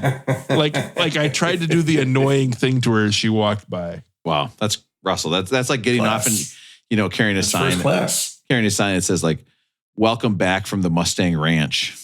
Then you're waiting for her, Here's a question for Matt. They love that stuff. The 40-minute flight to Bemidji, if you're in first class, do you get a free drink before you're in the air? Or do you get two drinks on that flight or one drink on that flight? Two. One before. First time they ask you, and then one up. On the flight up there, they gave you two. One before you're in the air, one while you're in the air. On the flight back, they took your order, but you only got it on once you were on the air. Oh, terrible. Interesting. Jetstream. Speeding you up on the way back down. Gotta be something like that. Unfortunately, you guys are incorrect. Shit. Okay. This gets a rolling, makes me think about home. Guys, under the bridge. Did you ever heard this in Cannon Falls? Every time, it's not where my home is. It's really, it's quite close though. Almost the kind of the Twin Cities Junior is what a lot of people call it. Remember when you thought that was closer than all of us and you were farther than all of us? It was closer. You guys don't get it. You guys are going from it's like you're measuring from the taint. I mean, really, it's like you guys are measuring from so far. Cannon Falls is like we're measuring in miles and time. Oh yeah. I got an 8-inch hog. Where you can feel the bone go in, like where you can feel like go in. Yeah, that's 8 inches way back there.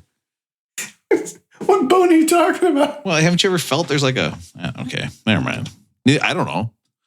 Next up, bone in pelvis, asking for a friend. Next up, guys, we might have to record this next episode on a Friday, or maybe next Friday, or maybe the Friday after next, because we've got Ice Cube with America's Most Wanted. Oh, wow. When you want to hear about the greatest albums of all time, but you're just too lazy to look it up online. I get being too lazy to look it up online. It actually takes a lot of time on a Saturday. I've got the perfect podcast for you, Jack. Beck did it better. Do you guys realize if we've made no money on this podcast since we've done it? None.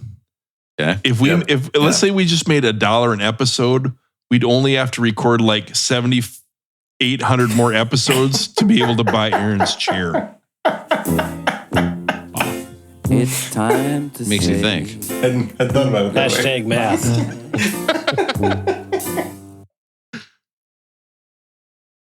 Okay. I'm gonna edit this into the last episode. Okay. So here I am. I'm on an underwater boat getting whipped. Okay. Collar around my neck. Collar. All right. Then I tag somebody in. Hours. I tag somebody in. Okay. They come in, but they're like, Rob, while I'm getting whipped, can you get me a sandwich? I'm starving. Okay. So I go and get them a sandwich. And then I realize, you know what would make this look nice? What's A that? small piece of topiary, a little bush, a little thing to go out there. What? And then I put, I was like, let's set the scene for him too. I'll put on some music. Okay. I put on some TLC so they could listen to that. I'm so confused. You need some bass in there, though. That's when I was a sub on a sub. And then I got a sub and I got the sub a sub, but I also brought him a shrub and then played No Scrubs. Oh.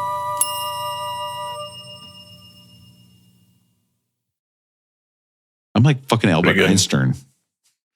That's pretty good. Thank you.